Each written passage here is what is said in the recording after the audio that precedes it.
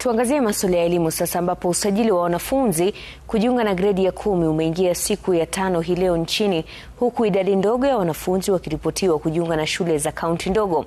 Shule kadhaa ziliandikisha wanafunzi wachache sana, huku zingine zikiwa hazijafikisha hata nusu ya wanafunzi waliotarajiwa.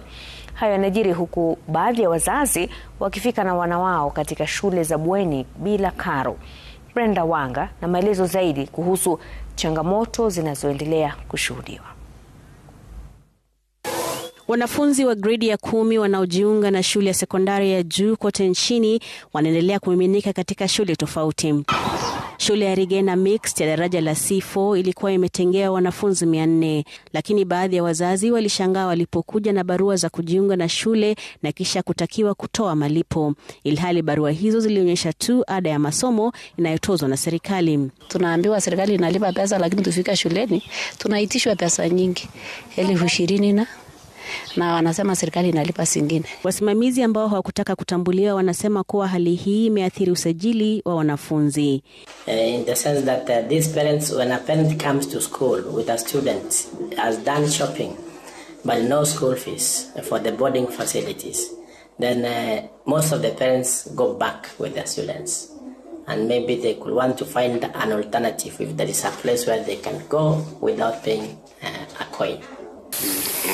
Shule zingine ziliendelea kusajili idadi ndogo ya wanafunzi. Shule ya Saina Mixed ilitarajia wanafunzi 135, kufikia leo ni 8 pekee waliojitokeza. Shule jirani ilitarajia angalau 20, 4 pekee ndio walioko shuleni. Shule ya St. Paul's Tombe iliyoko Nyamira ina wanafunzi 18 kati ya 90 waliotarajiwa. Shule ya wasichana ya Kipkelion huko Kericho imesajili wanafunzi 230 kati ya 400. Wazazi wanasema changamoto ya karo bado ni kikwazo kikuu. Shule ilifunguliwa Monday, mtoto angeripoti Monday, lakini hatakuwa na karo. Ila tu tumepata kidogo, tumekuja naye mpaka hapa Kipkelion. Wasimamizi wa shule sasa wana wasiwasi kuhusu athari zitakazotokana na idadi hii ndogo ya wanafunzi wanaosajiliwa. And the normal overheads of the school are still running. That is when it comes to the salaries of staff members, maintaining electricity, water, and most of these other things, the maintenance of the buildings. And without capitation, it will be very difficult to manage the schools. Serikali ikiendelea kuwa na imani kwa usajili wa 100% ya wanafunzi utaafikiwa kabla ya masomo kuanza wiki ijayo.